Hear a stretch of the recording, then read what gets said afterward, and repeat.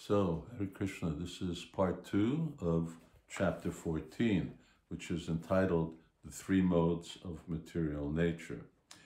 And we are going to read more about what is it that binds us in this world. We want to be liberated.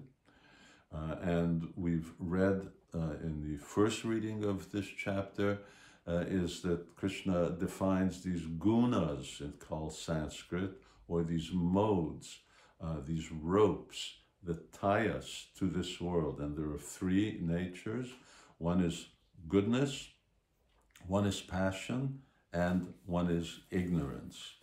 And these are the mechanisms by which this world is created. Why? Why are we bound here?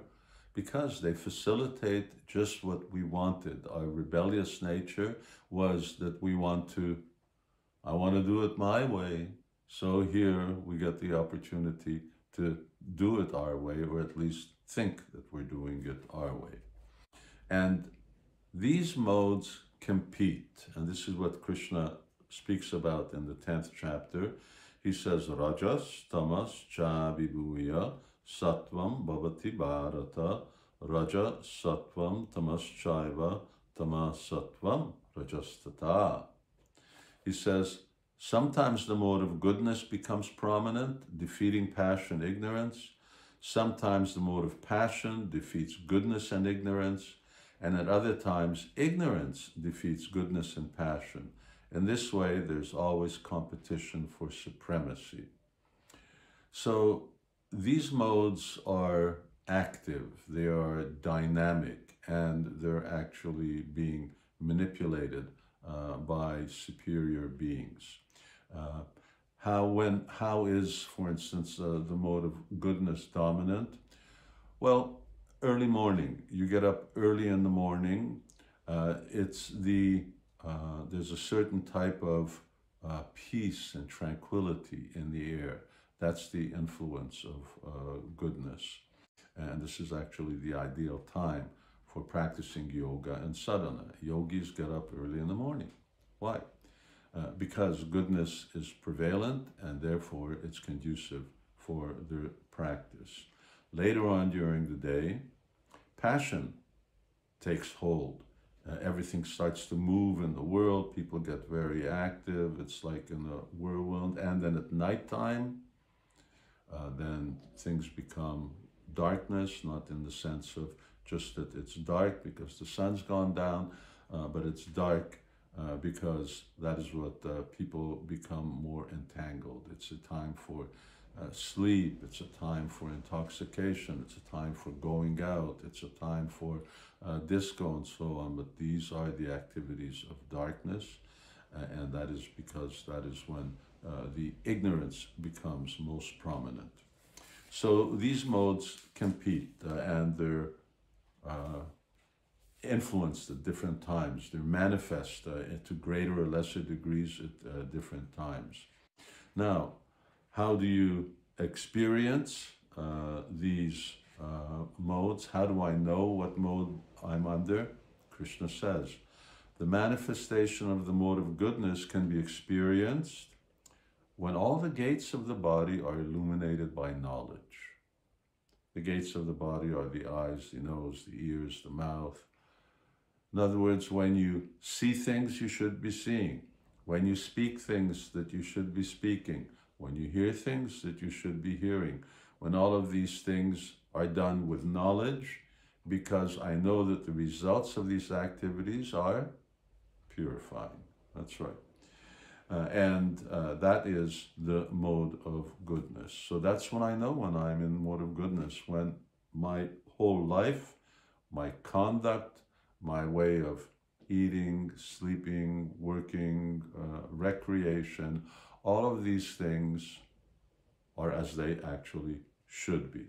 And how do I know that they should be? Because I have knowledge. I'm being guided by knowledge. Now, how do you know, perhaps, if someone is in the mode of passion?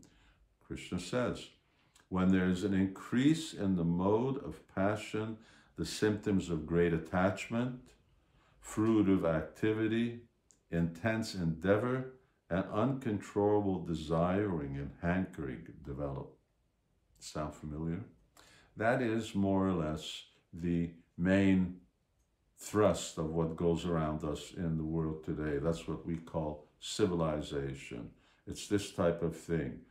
Fruitive activity, I really want to enjoy myself. It's all about enjoyment. And for that enjoyment, you have intense endeavor. You really got to work for it. I've got one job, I've got two jobs, I've got multiple jobs, I'm working 7 days a week. Real endeavor for what? For that something, whether it may be this extraordinary car or going, well, of course now with virus, no one's going anywhere. Previously we're going to some exotic place.